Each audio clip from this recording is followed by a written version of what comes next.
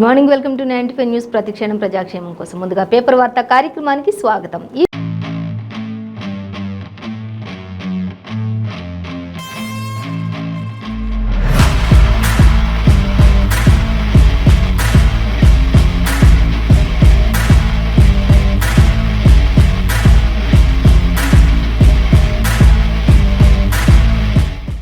ఈరోజు మన ముందు ఆంధ్రజ్యోతి, వెలుగు దినపత్రికలు ఉన్నాయి. మరి ఏ దినపత్రికలో ఏ వార్తలు అనేది మనం మొదటిగా చూసుకున్నట్లయితే ఫస్ట్ వచ్చేసి మనం ఆంధ్రజ్యోతి దినపత్రిక చూసుకుందాం. ఆంధ్రజ్యోతి దినపత్రిక చూసినట్లయితే మనకి ప్రధానంగా ఇచ్చిన వార్త అంటే కాంగ్రెస్ ఒక ముసలి నక్క అంటూ మంత్రి కేటీఆర్ చేసినటువంటి ఎద్దేవా చేసినటువంటి మాటలు అనేది మనకి క్లియర్గా మెన్షన్ చేశారు. సో అలాగే తర్వాత మరొక వార్త చూస్తే పిఆర్సీకి ఓకే అంటూ రాష్ట్ర రెండో వేతన సవరణ కమిషన్ ఏర్పాటుకు సిద్ధం అంటూ మనకి ఇక్కడ ఒకటి ఇవ్వడం జరుగుతుంది. సో దానికి సంబంధించి కూడా మనం డీటెయిల్స్ చూద్దాం. అలాగే ఇంకా చూసినట్లయితే ప్రభుత్వ వ్యతిరేక ఓటును చీల్చేందుకే ప్రధాని ఇలా ఇవన్నీ చేస్తున్నారు. తెలంగాణలో ప్రధాని మోదీ పర్యటనలు చేస్తూ ఉన్నారు అంటూ కూడా మంత్రి రేవంత్ రెడ్డి చెప్తూ ఉన్నటువంటి పరిస్థితి. టీపీసీసీ అధ్యక్షులు రేవంత్ రెడ్డి. అలాగే ఇక్కడ చూస్తే కాంగ్రెస్ ఒక ముసలినక్క అంటూ మంత్రి కేటీఆర్ ఎద్దేవా చేస్తూ మాట్లాడుతూ ఉన్నారు. నిన్న ఐటీ టవర్ని ఆయన ప్రారంభోత్సవం చేశారు. మలక్పేటలో జరిగినటువంటి ఐటీ పూజా కార్యక్రమంలో ఆయన పాల్గొని అక్కడ చేసినటువంటి వ్యాఖ్యలు. అలాగే ఇంకా గాంధీ జయంతి సందర్భంగా రేవంత్ రెడ్డి కూడా ఆయనకు గాంధీ జయంతి సందర్భంగా గాంధీజీకి పూలమాలలు వేసి ఘన నివాళులు అర్పిస్తూ ఇక్కడ రాష్ట్రంలో ఉన్నటువంటి ఓట్లన్నింటినీ చీల్చేందుకే ప్రధాని మోదీ అక్కడక్కడ సభలన్నీ నిర్వహిస్తూ ఉన్నారు అంటూ కూడా చెప్పడం జరుగుతుంది. అదే సభలకు పెట్టేటటువంటి ఖర్చు అంతా కడితే మహబూబ్ నగర్ జిల్లా మొత్తం కూడా అభివృద్ధి చెందుతుంది అన్నట్లుగా ఆయన కూడా మాట్లాడుతున్నారు. అలాగే ఇంకా బీహార్లో బీసీల రిజర్వేషన్ శాతం చూసుకున్నట్లయితే 63% కూడా ఉంది అంటూ కూడా ఎలక్షన్స్కి సంబంధించి ఇచ్చారు.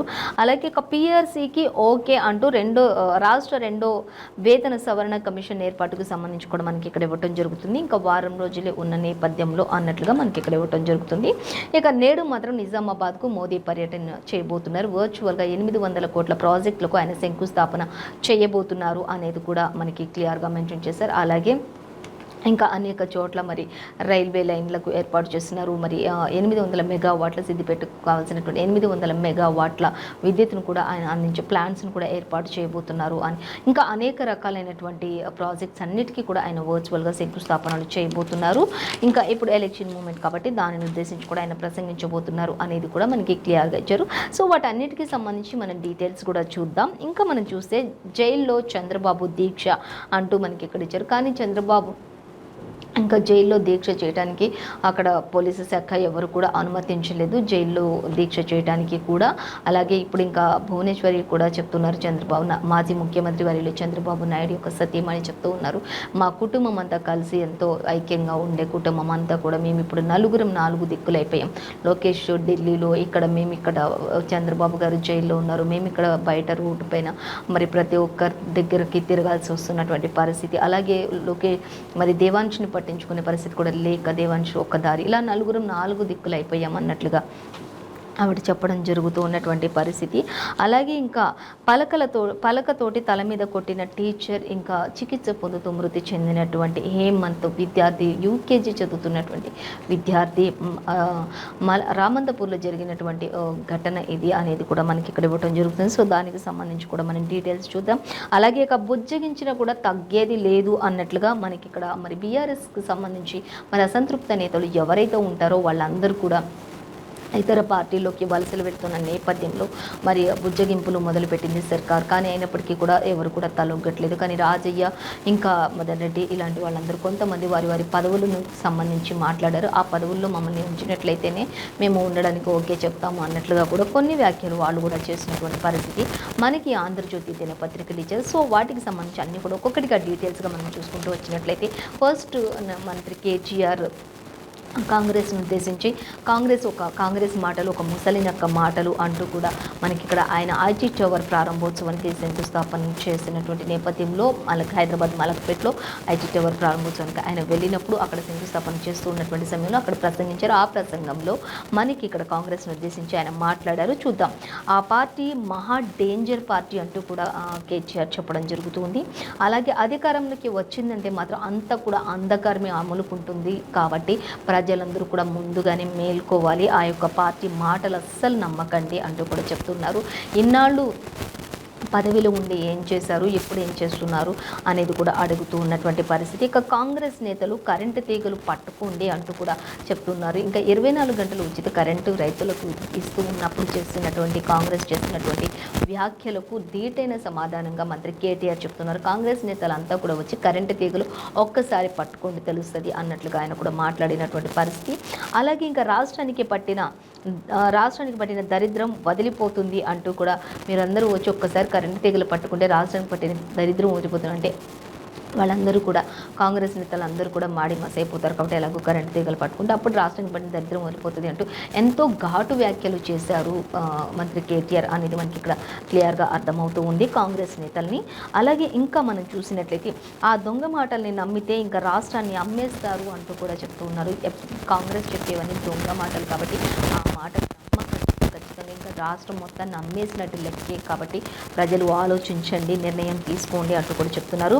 ఇంకా ఫ్లోరోసిస్ను తరిమినటువంటి మొనగాడు ఎవరైనా ఉన్నారు అంటే మాత్రం అది కేసీఆర్ మాత్రమే. ఆ యొక్క ఒకప్పుడు ఫ్లోరోసిస్ వ్యాధితో ఎంతో బలహీనపడి ఉండే రాష్ట్రం అలాంటి వ్యాధి కలిగినటువంటి మనుషులు ఎలా అయితే ఉంటారో అలాంటి మనుషులందరి చీడ వదిలించినటువంటి మహా మొనగాడు ఎవరైనా ఉన్నారు అంటే ఆ కేసీఆర్ అంటూ కూడా మనకి కేసీఆర్ చెప్పడం ఎంతో మరి ఇక్కడ ఎద్దేవా చేస్తూ మాట్లాడుతూ ఉన్నారు ప్రతి పార్టీని కూడా. అలాగే ఇంకా చూద్దాం, నల్లగొండ సూర్యాపేట సభల్లో కేటీఆర్ అనేక రకాలైనటువంటి వ్యాఖ్యలు చేశారు. ఇక మలక్పేటలో ఐటీ టవర్కు ఆయన శంకుస్థాపన చేశారు అంటూ కూడా చెప్తూ ఉన్నారు. సో ఆ శంకుస్థాపన సమయంలో కూడా ఇవన్నిటిని కూడా ఉద్దేశించి ఆయన మాట్లాడినటువంటి పరిస్థితి మనం గమనించవచ్చు. సో ఇంకా ఆయన మరి కాంగ్రెస్ పార్టీని ఉద్దేశించి చాలా రకాలుగా మాట్లాడారు. ఇంకా అలాగే అవన్నీ కూడా ఇంకా మనకి సెకండ్ 12th పేజీలో కూడా ఇచ్చారు. అయితే మొత్తంగా మాత్రం ఆయన ఐటీ టవర్ శంకుస్థాపన ప్రారంభోత్సవానికి వెళ్ళినప్పుడు ఇంకా కాంగ్రెస్ను ఉద్దేశించి ఆయన అనేక వ్యాఖ్యలు చేశారు అనేది క్లియర్గా మనకు అర్థమవుతుంది. సో అలాగే మరొక వార్త చూసినట్లయితే ప్రభుత్వ వ్యతిరేక ఓటును చీల్చేందుకే అంటూ ఇక్కడ టీపీసీసీ అధ్యక్షులు రేవంత్ రెడ్డి కూడా మాట్లాడుతున్నటువంటి పరిస్థితి చూద్దాం. అది చూసినట్లయితే తెలంగాణలో ప్రధాని మోదీ పర్యటనలు చేస్తున్నారు అంటే కేవలం ఓట్లను చీల్చేందుకు మాత్రమే అంటూ కూడా చెప్తూ ఉన్నారు టీపీసీసీ అధ్యక్షులు రేవంత్ రెడ్డి. ఇక కేసీఆర్ కుటుంబం అవినీతిపై ఆయన అసలు ఎందుకు మౌనం వహిస్తున్నారు, ఎందుకు నోరు మెదపటం లేదు అన్నట్లుగా కూడా చెప్తున్నారు. వీళ్ళిద్దరు కూడా చీకటి రాజకీయాలు, చీకటి ఒప్పందాలు, చాలా రహస్య ఒప్పందాలు చాలా చేస్తారు అన్నట్లుగా కూడా చెప్తూ ఉన్నారు రేవంత్ రెడ్డి. అంటే కేవలం ప్రజలందరూ చూసేటప్పుడు మాత్రం ఒకరిపై ఒకరు విమర్శలు చేసుకుంటారు. ఇటు బీజేపీ కావచ్చు, ఇటు బీఆర్ఎస్ కావచ్చు, రెండు కూడా విమర్శలు చేసుకుంటారు అందరూ చూసేటప్పుడు. కానీ చీకటి పడిన తర్వాత చీకటి ఒప్పందాలు చేసుకుంటూ ఉంటారు, రహస్య ఒప్పందాలు చేసుకుంటూ ఉంటారు అంటూ కూడా రేవంత్ రెడ్డి కూడా ఎద్దేవా చేస్తూ ఉన్నటువంటి పరిస్థితి మనం ఇక్కడ గమనించవచ్చు. అలాగే ఇక మోదీ రాకతో తెలంగాణకు పెద్దగా ఒరిగేది ఏమీ లేదు అంటూ కూడా రేవంత్ రెడ్డి చెప్తూ ఉన్నారు. ఇంకా ఒకవేళ ఆయన వచ్చినప్పుడు చేసే ఖర్చు ఏదైతే ఉంటుందో, ఆయన వస్తున్నారని చెప్పి చేస్తున్నటువంటి ఏర్పాట్లు ఏవైతే ఉంటాయో, భద్రతా ఏర్పాట్లు కావచ్చు, మిగతా ఏవైనా కావచ్చు, అవన్నిటికీ సంబంధించి చూసుకున్నట్లయితే ఒక జిల్లా మహబూబ్ నగర్ జిల్లా మొత్తం కూడా అభివృద్ధి చేయొచ్చు. ఆయన రాక కోసం చేస్తున్నటువంటి ఏర్పాట్లకు సంబంధించినటువంటి ఖర్చుతోటి మరి మహబూబ్ నగర్ జిల్లా మొత్తం కూడా అభివృద్ధి చెందుతుంది, అభివృద్ధి చేయొచ్చు అంటూ కూడా చెప్తూ ఉన్నారు. ఆ ఖర్చుతో పాలమూరు మొత్తం అభివృద్ధి చేయొచ్చు అంటూ మంత్రి టీపీసీసీ అధ్యక్షులు అలాగే రేవంత్ రెడ్డి చెప్తున్నారు. అలాగే జిల్లా అలాగే బిల్లాలాగా రంగాలాగా తిరుగుతున్నటువంటి హరీష్ రావు, కేటీఆర్ ఇంకా బిల్లాలాగా రంగాలాగా తిరుగుతున్నారు.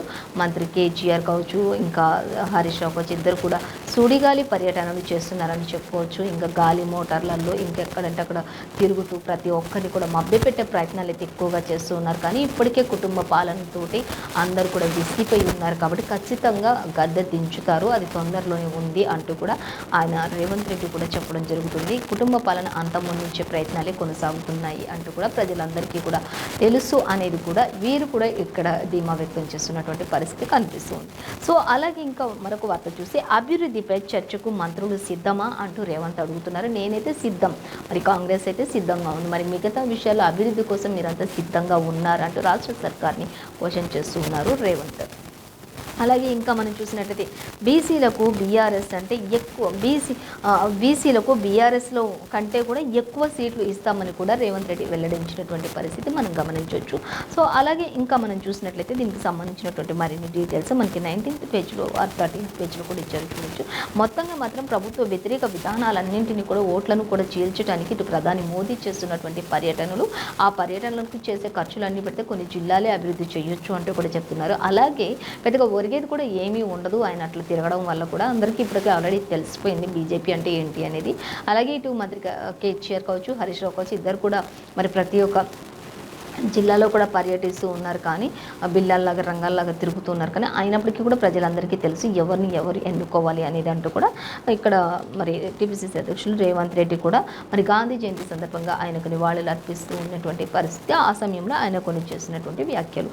అలాగే ఇక మరొక వార్త చూస్తే పీఆర్సీకి ఓకే అనే దానికి సంబంధించి మనం చూసినట్లయితే రాష్ట్ర 2వ వేతన సవరణ కమిషన్ ఏర్పాటు ఆర్థిక శాఖ మాజీ కార్యదర్శి శివశంకర్ నేతృత్వంపై అంటూ కూడా ఇచ్చారు. ఇక కమిషన్లో సభ్యుడిగా విశ్రాంత ఐఏఎస్ రామయ్య ఉండబోతున్నారు అనేది కూడా మనకి ఇక్కడ ఇచ్చారు. ఇక నివేదిక సమర్పించడానికి 6 నెలల గడువు కూడా ఉంది అంటూ ఇచ్చారు. అప్పటి వరకు 5% మధ్యంతర భృతి కూడా, అలాగే ఐఆర్ అక్టోబర్ 1 నుంచి నవంబర్తో వేతనాలు, పార్లమెంట్ ఎన్నికల తర్వాతే ఫిట్మెంట్కు ఛాన్స్ ఉండే అవకాశం ఉంటుంది అంటూ కూడా మనకి క్లియర్గా పీఆర్సీకి సంబంధించి ఓకే చేసిన దానికి సంబంధించి మనకి డీటెయిల్స్ ఇచ్చారు. అయితే దీనికి సంబంధించిన మరిన్ని డీటెయిల్స్ మాత్రం మనకి ఇంకా 12th పేజీలో ఇచ్చారు క్లియర్గా. మనకి మెయిన్ అంటే పీఆర్సీకి ఓకే చేసినట్లుగా మాత్రమే ప్రధాన వార్తాపత్రికలు ప్రస్తావించారు. సో దానికి సంబంధించి ఇంకా డీటెయిల్స్ 13th పేజీలో చూడొచ్చు. అలాగే ఇంకా మరొక వార్త చూస్తే ఇక నేడు నిజామాబాద్కు మోదీ పర్యటించనున్నారు అంటూ కూడా చెప్తున్నారు. అక్కడ పర్యటనకు సంబంధించినటువంటి ఏర్పాట్లన్నిటినీ కూడా ఇప్పటికే అక్కడ మంత్రులందరూ కూడా అన్ని ఏర్పాట్లు చూసుకుంటూ ఉన్నారు అనేది ఇచ్చారు. ఇక 8,000 కోట్ల ప్రాజెక్టులకు వర్చువల్గా ఆయన శంకుస్థాపన చేయబోతున్నారు అనేది కూడా మనకు ఆల్రెడీ ఇంతకుముందు చెప్పుకున్నాం. శ్రీకారం చుట్టబోతున్నారు అనేది కూడా మనం ఆల్రెడీ చెప్పుకున్నాం. ఇక చూద్దాం, రామగుండం ఎన్టీపీసీకి 800 మెగావాట్ల విద్యుత్ ప్లాంట్స్ ఏర్పాటు చేయబోతున్నారు అనేది కూడా ఇచ్చారు. ఇక మనోహరాబాద్ సిద్దిపేటకు రైల్వే లైన్లు ఏర్పాటు చేస్తున్నారు. అలాగే విద్యుతీకరించినటువంటి 2 లైన్లు జాతికి అంకితం చేయబోతున్నారు అంటూ కూడా ప్రధాని మోదీ జాతికి అంకితం చేసినటువంటి వాటి గురించి కూడా మనకి ఇక్కడ ప్రస్తావించారు. ఇంకా అనంతరం వాటన్నిటి తర్వాత సభలో ఆయన ప్రధాని మోదీ ప్రసంగించనున్నారు అనేది కూడా ఇచ్చారు. కేవలం పార్టీని ఎలా బలోపేతం చేసుకెళ్ళాలి, ముందుకు వెళ్ళాలి, ఇంకా అభివృద్ధి కార్యక్రమాలు ఏమేమి చేపట్టబోతున్నాం, ఇప్పటి వరకు చేసిన అభివృద్ధి కార్యక్రమాలు ఏంటి అనేది కూడా ప్రజలందరిలో కూడా ఒక్కొక్క విషయాన్ని ఎలా మమేకం చేసుకుంటూ వెళ్ళాలి అనే దానికి సంబంధించి ప్రతిదీ కూడా ఇక్కడ మనకి ప్రస్తావించడం జరుగుతుంది. అలాగే ఇంకా చూస్తే గిరిరాజ్ కళాశాల మైదానంలో భారీ ఏర్పాట్లు చేసినట్లుగా తెలుస్తుంది. ఇక రాష్ట్రానికి 6 నడ్డా రాబోతున్నారు, రాష్ట్రానికి 10వ తారీఖున అమిత్ షా కూడా రాబోతున్నారు అంటూ కూడా ఈ యొక్క భారీ బహిరంగ సభలన్నీ కూడా నిర్వహించబోతున్నాం అంటూ కూడా తెలుస్తుంది. అయితే నవంబర్ వరకు, అక్టోబర్ స్టార్ట్ చేసుకుంటే నవంబర్ ఎండింగ్ వరకు కూడా ఖచ్చితంగా బీజేపీ కేంద్ర ప్రభుత్వం నుంచి జరగబోయేటటువంటి సభలు సమావేశాలు చూసుకుంటే ఒక 30 సభలు కూడా 30 పైన సభలు జరిగే అవకాశం ఉంటుంది అంటూ కూడా కేంద్ర మంత్రి కిషన్ రెడ్డి కూడా వెల్లడించడం జరుగుతున్నటువంటి పరిస్థితి మనం గమనించవచ్చు. మొత్తంగా అయితే ఈరోజు 800 కోట్ల ప్రాజెక్టులకు శంకుస్థాపనలు ఆయన శ్రీకారం చుట్టబోతున్నారు ప్రధాని నరేంద్ర మోదీ అనేది అయితే మనకి వర్చువల్గా శ్రీకారం చుట్టబోతున్నారు అనేది క్లియర్గా మెన్షన్ చేశారు. ఆ తర్వాత జాతిని ఉద్దేశించి కూడా ఆయన ప్రసంగించనున్నారు అనేది కూడా మనకి క్లియర్గా మెన్షన్ చేశారు ఆంధ్రజ్యోతి దినపత్రికలు. Excuse me. సో ఇంకా మనం చూసినట్లయితే జైల్లో చంద్రబాబు దీక్ష అనే దానికి సంబంధించి మనం చూసినట్లయితే తప్పుడు కేసు అక్రమ అరెస్టుపై నిరసన వ్యక్తం చేసినటువంటి పరిస్థితి ఇంకా మనం ఇక్కడ గమనించవచ్చు. అలాగే ఉదయం 10 గంటల నుంచి చూసుకుంటే సాయంత్రం 5 గంటల వరకు కూడా ఈ నిరాహార దీక్ష కొనసాగించాలి అనుకున్నారు, కానీ పోలీసు శాఖ వారు మాత్రం అక్కడ వారికి అనుమతించలేదు అనేది మనకి క్లియర్గా అర్థమవుతూ ఉంది. అలాగే ఇంకా మనం చూసినట్లయితే మొత్తంగా అయితే ఆ దీక్షను పోలీసు వారు విరమింపచేశారు, అది కొనసాగడానికి వీల్లేదు అని చెప్పినట్లుగా జరుగుతుంది. అయితే ఇంకా భువనేశ్వరి కూడా చాలా బాధపడుతూ ఉన్నటువంటి పరిస్థితి.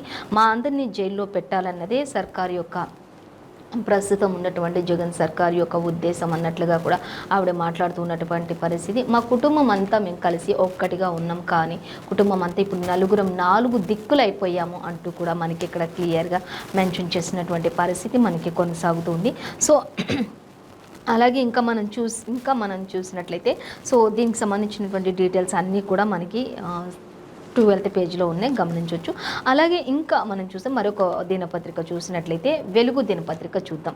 వెలుగు దినపత్రిక చూసినట్లయితే ఇవాళ ఇందూరులో మోదీ సభ అనేది మనకి ఫస్ట్ ప్రధానంగా మనకి వెలుగు దినపత్రికలు ఇచ్చారు. అంటే ఇంకా ఒక హాఫ్ పేజ్ అంతా కూడా మనకి దానికి సంబంధించి ఇవ్వటం జరిగింది. సో అలాగే ఇంకా మరొక వార్త చూస్తే ఇక బీహార్లో బీసీలకు 63% అంటూ కూడా మనకి ఇక్కడ ఇచ్చారు. ఇక కులగణన వివరాలను రిలీజ్ చేసినటువంటి జేడీయూ ప్రభుత్వం అనేది కూడా మనకి వెలుగు దినపత్రికలో మెన్షన్ చేశారు. సో డీటెయిల్స్ చూద్దాం. ఇంకా అలాగే మాటిచ్చిన పసుపు బోర్డు తెచ్చిన అంటూ ఒక వార్త మనకి ఇక్కడ చూద్దాం. ఇక రైతుల్లో పండుగ వాతావరణం నెలకొంది అంటూ కూడా పసుపు బోర్డుకు ఇచ్చినటువంటి ఇంకా పసుపు బోర్డు మంజూరు చేశారు అనేది ఆల్రెడీ ప్రధాని మోదీ మహబూబ్ నగర్ జిల్లాలో భూత్పూర్లో ప్రసంగించినటువంటి ఆ ప్రసంగంలో ఆయన వెల్లడించారు. ఖచ్చితంగా ఆయన అనుమతించారు కాబట్టి ఇంకా రైతుల కళ్ళల్లో పసుపు బోర్డుకు సంబంధించి ఎంతో ఆనందం వ్యక్తం అవుతుంది అనేది కూడా ఇచ్చారు. ఇక రాష్ట్రానికి 6న నడ్డా 10న అమిత్ షా అంటూ కూడా మనకి ఇక్కడ ఇవ్వడం జరుగుతుంది.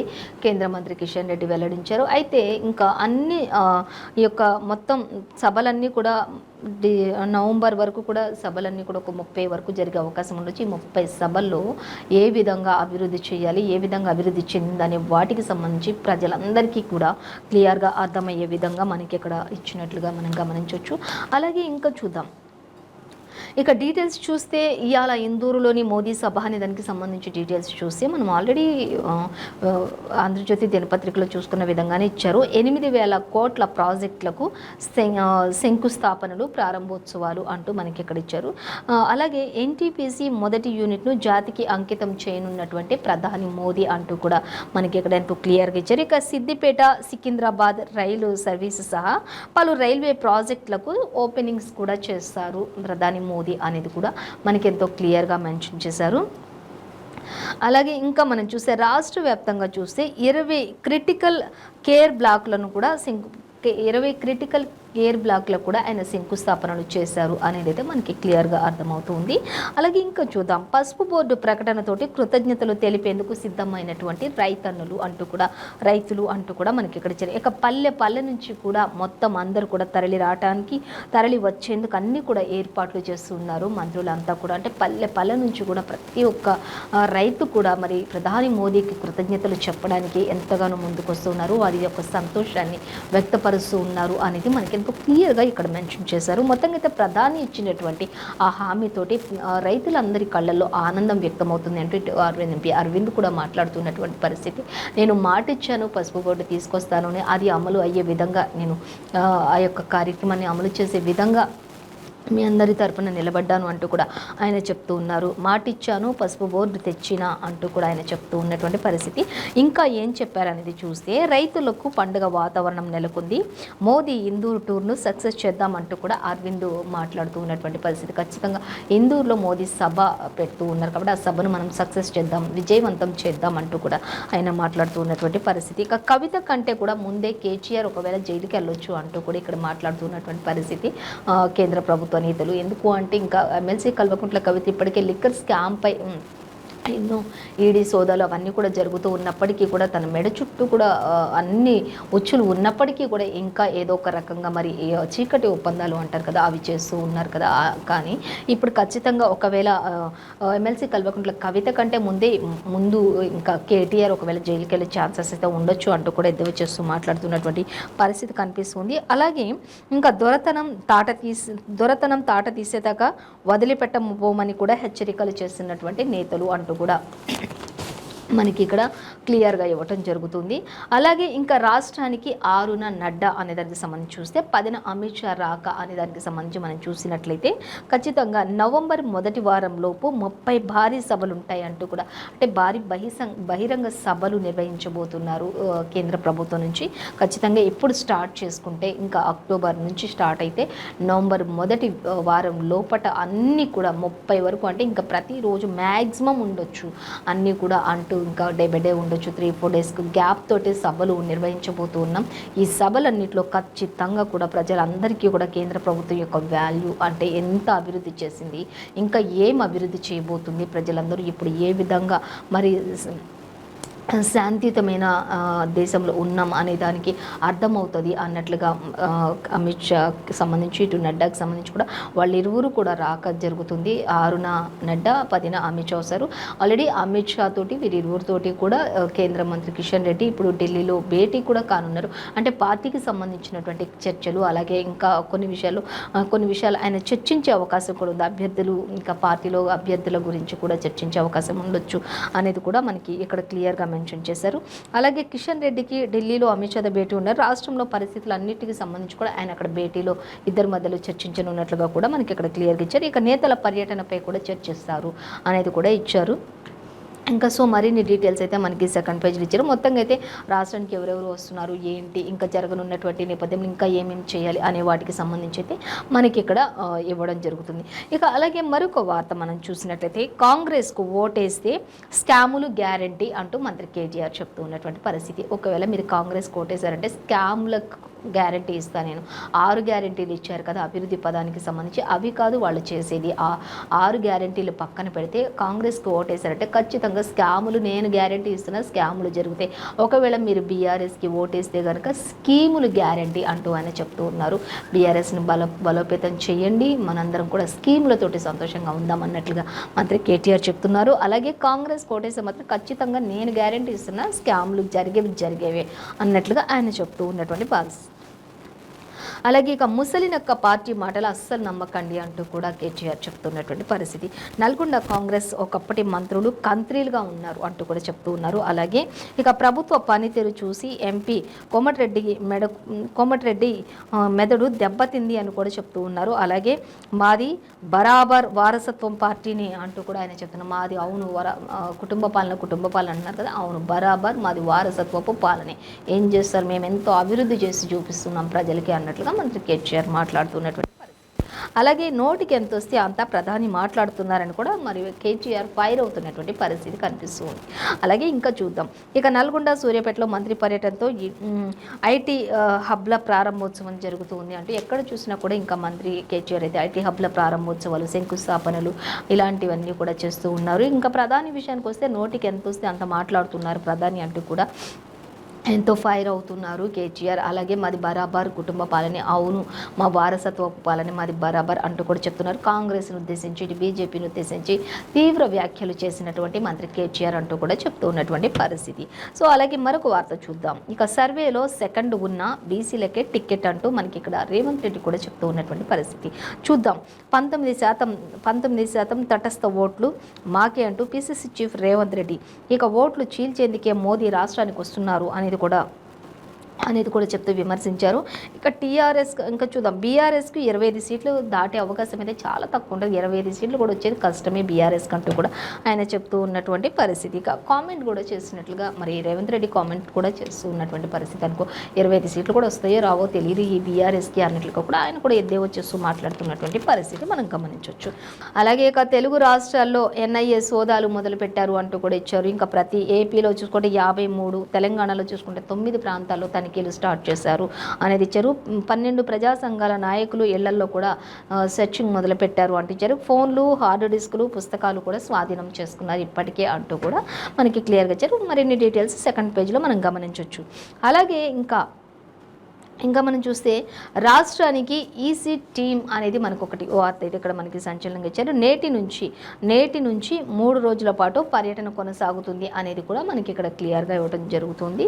సో దానికి సంబంధించి డీటెయిల్స్ చూస్తే గుర్తింపు పొందినటువంటి పార్టీలు, ఎన్ఫోర్స్మెంట్ అలాగే ఏజెన్సీలతో కూడా నేడు భేటీ కానున్నటువంటి ఈసీ టీమ్ అనేది కూడా మనకి ఇక్కడ ఇచ్చారు. మొత్తంగా అయితే నేటి నుంచి 3 రోజుల పాటు ఈ పర్యటనలు కొనసాగుతాయి ఈ రాష్ట్రానికి ఈసీ టీమ్. ఇంకా ఎవరెవరితో వారు భేటీ కాబోతున్నారు అనేది చూస్తే గుర్తింపు పొందిన మెయిన్ పార్టీలు ఏవైతే ఉంటాయో ఎన్ఫోర్స్మెంట్కి సంబంధించి ఆ పార్టీలతోటి, ఏజెన్సీలతోటి భేటీ కానున్నారు నేడు అనేది కూడా ఈసీ టీమ్కి సంబంధించి మనకి ఇక్కడ క్లియర్గా ఇచ్చారు. అలాగే బోగస్ ఓట్లపై బీజేపీ, కాంగ్రెస్ కారును పోలిన గుర్తులపై కూడా ఫిర్యాదులు చేస్తారు అనేది కూడా మనకి ఇక్కడ క్లియర్గానే మెన్షన్ చేశారు.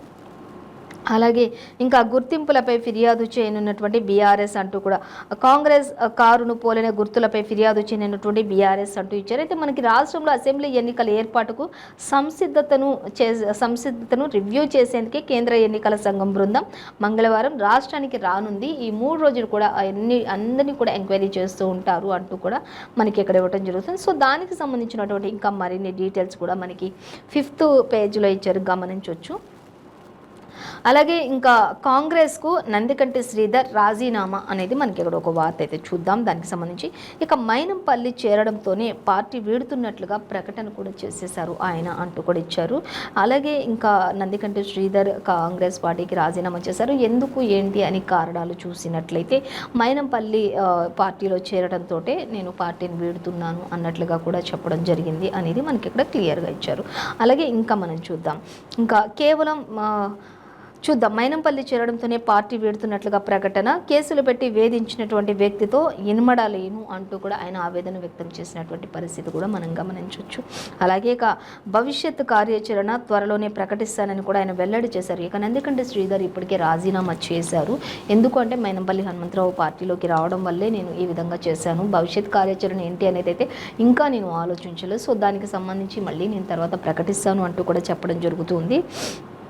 కానీ కేసులు పెట్టి వేధించినటువంటి వ్యక్తితో నేను పార్టీలో ఇమ్మడలేను అనే ఒక దృక్పథంతో నేను పక్కకు జరగడం జరుగుతుంది తప్పితే పార్టీ మీద ఎటువంటి ఇబ్బందికరమైనటువంటి పరిస్థితి అయితే నాకు లేదు. పార్టీలో నేను చాలా సంతృప్తిగానే ఉన్నాను, అసంతృప్తిగా అయితే లేను. కానీ కేవలం ఈ యొక్క మైనంపల్లి హనుమంతరావు రావడంతో నేను పక్కకు జరుగుతున్నాను అన్నట్లుగా కూడా మనకి క్లియర్గానే మెన్షన్ చేశారు. సో మరొక వార్త చూసినట్లయితే ఇక కొత్త పిఆర్సీ అంటూ ఇచ్చారు. రిటైర్డ్ ఐఏఎస్ ఎన్ శివశంకర్ చైర్మన్గా ఏర్పాటు అనేది కూడా మనకి ఇక్కడ ఇవ్వడం జరుగుతుంది. సో అలాగే 6 నెలల్లో నివేదిక ఇవ్వాల్సి ఉంటుంది. సర్కార్ ఉత్తర్వులు జారీ చేసినట్లుగా తెలుస్తుంది. 6 నెలల్లో నివేదికలన్నీ కూడా సమర్పించాలి అంటూ కూడా సర్కార్ ఉత్తర్వులు జారీ చేసింది అనేది కూడా మనకి ఎంతో క్లియర్గా మెన్షన్ చేశారు. అలాగే ఇంకా చూస్తే మధ్యంతర భృతి అయితే 5% ప్రకటన చేసినట్లుగా ఇచ్చారు. అంటే పిఆర్సీకి సంబంధించి మనకి ఇక్కడ ఇవ్వడం జరిగింది. అలాగే ఇక మధ్యంతర భృతికి సంబంధించి 5% ప్రకటన అక్టోబర్ 1వ తేదీ నుంచి పిఆర్సీ నివేదిక ఇచ్చే వరకు కూడా వర్తింపు ఉంటుంది అనేది కూడా మనకి ఎంతో క్లియర్గా మెన్షన్ చేశారు. సో వాటన్నిటికీ సంబంధించి కూడా మనకి మరిన్ని డీటెయిల్స్ 2nd పేజీలో ఇచ్చారు, గమనించవచ్చు. అలాగే ఇంకా మనం చూసినట్లయితే బీహార్లో బీసీలు అనేది చూసుకుంటే ఈబీసీలకి 36%, ఓబీసీలకి 27.13% ఉంది. అలాగే ఎస్టీలు 1.68% ఉంది. ఇంకా అలాగే ఎస్సీలు 19.65%, ఓబీసీలు ఓసీలు చూసుకుంటే 15.52% ఉన్నారు. అంటే అత్యధికంగా యాదవ సామాజిక వర్గంలో 14.27% ఉన్నటువంటి శాతం మంది జనాభా ఉన్నారు. అలాగే రాష్ట్ర జనాభా చూసుకుంటే 13.07 కోట్లు ఉంది. హిందువులు చూసుకుంటే 81.99% ఉంది అంటూ ఇచ్చారు. అలాగే ముస్లిం మైనారిటీల సంగతి చూసుకున్నట్లయితే 17.7% ఉంది అన్నట్లు ఇచ్చారు. ఇక కులాల వారీగా జనాభా లెక్కలు వెల్లడించినటువంటి మొదటి రాష్ట్ర రికార్డు, దేశవ్యాప్తంగా కులగణన చేపట్టాలి అంటూ కూడా కాంగ్రెస్ కూడా చెప్తున్నటువంటి పరిస్థితి మనం ఇక్కడ గమనించవచ్చు. అలాగే కులగణన వివరాలను రిలీజ్ చేసినటువంటి జేడీయూ ప్రభుత్వం అంటూ ఇచ్చారు. మొత్తంగా బీహార్లో బీసీలు చూసుకుంటే 63% అనేది అయితే మనకి క్లియర్ కట్గా మెన్షన్ చేశారు. ఫస్ట్ ప్రధానమైన వార్తగా ఇచ్చారు ఇది మనకి. అలాగే ఇంకా మరొక వార్త చూద్దాం. ఇక కరోనా టీకాలపై కృషి చేసినటువంటి సైంటిస్టులకు నోబెల్ బహుమతులు అంటూ ఇచ్చారు. నోబెల్ ఇక వైద్య రంగంలో ప్రైజెస్ గెలుచుకున్నటువంటి క్యాట్లిన్ అండ్ వైజ్మన్ అంటూ కూడా మనకి ఇవ్వడం జరుగుతుంది. కరోనా మరి సమయంలో ఇంకా వారు సృష్టించినటువంటి టీకాలపై వారు చేసినటువంటి కృషికి సంబంధించి సైంటిస్టులకు నోబెల్ బహుమతులు ఇచ్చినట్లుగా తెలుస్తుంది. అలాగే ఎంఆర్ఎస్ఐ టెక్నాలజీపై పరిశోధనలు జరిపినటువంటి వీరికి నోబెల్ ప్రస్తావించడం జరుగుతుంది. ఇక అలాగే ఇంకా చూద్దాం, ఫైజర్ మెడర్నా టీకా ఉత్పత్తిలో కూడా వీరిది ఒక కీలక పాత్ర ఉందనేది మనం చెప్పుకోవచ్చు అనేది కూడా నోబెల్ గ్రహీతల యొక్క వివరాలను కూడా మనకి ఇక్కడ ఇవ్వడం జరుగుతుంది. మొత్తంగా కరోనా టీకాలపై వారు చేసిన కృషి ఎంతో అమోఘం అంటూ కూడా వారికి నోబెల్ ప్రైజ్ అందించడం జరుగుతుంది అంటూ కూడా ఇద్దరిని ఉద్దేశించి, అంటే కాటిలిన్కు అలాగే వైజ్మన్ ఇద్దరిని ఉద్దేశించి కూడా చెప్తున్నారు. వారు ఇంకా చేసినటువంటి అనేక ప్రణాళికలు, పరిశోధనలు అవన్నీ కూడా మనకి ఇక్కడ వివరించడం జరుగుతున్నటువంటి పరిస్థితి. అలాగే వైజర్ మెడర్నా టీకా ఉత్పత్తిలో వీరిద్దరిది కూడా ఒక కీలక పాత్ర అనేది కూడా మనకు అర్థమవుతుంది. ఇక వైద్య రంగంలో నోబెల్ పొందినటువంటి 13వ మహిళగా కాట్లిన్ నిలిచారు అనేది కూడా మనకి క్లియర్గా మెన్షన్ చేశారు. ఇప్పటికే నోబెల్ గ్రహీతలు ఎంతోమంది ఉన్నారు, వారిలో వరుసగా చూసుకున్నట్లయితే మరి 13వ నంబర్గా ఉన్నారు, 13వ మహిళగా ఉన్నారు కాట్లిన్ అనేది కూడా మనకి క్లియర్గా మెన్షన్ చేశారు. సో ఈ రోజు మనం ఏ పేపర్లో చూసినా కూడా మనకంటే ఇంకా మోదీ సభలకు సంబంధించి, చంద్రబాబు జైలుకు సంబంధించి, ఇంకా నోబెల్ గ్రహీతల గురించి, అలాగే ఇంకా రకరకాల న్యూస్ అంటే ప్రతి ఒక్కటి పీఆర్సీకి సంబంధించి కాంగ్రెస్, అలాగే బీఆర్ఎస్, బీజేపీ ఇవన్నీ కూడా ఒకరికొకరు విమర్శలు చేసుకోవడం, ఇవన్నిటికీ సంబంధించి మనకి క్లియర్గా సేమ్ యాజ్ టీస్గా ప్రతి పేపర్లో ఉన్నాయి. ఇదండి ఇవాళ పేపర్ వార్త కార్యక్రమం విశేషాలు. మరో పేపర్ వార్త కార్యక్రమంతో మళ్ళీ రేపు కలుసుకుందాం. అంతవరకు చూస్తూనే ఉండండి 95 న్యూస్.